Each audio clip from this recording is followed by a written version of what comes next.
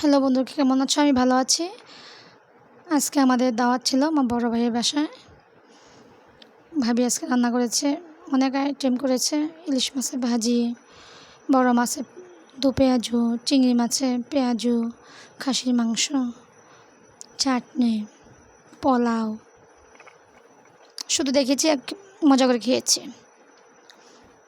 তোমাদের কেমন লেগেছে দেখতে জানাবে, লাইক দিবে, শেয়ার করবে, কমেন্টস করবে। আমার খুব ভালো লেগেছে। মাঝে মাঝে রান্না না করে থাকতে ভালো লাগে। মাঝে মাঝে যদি এরকম দাওয়াত পাওয়া যায় তাও ভালো লাগে।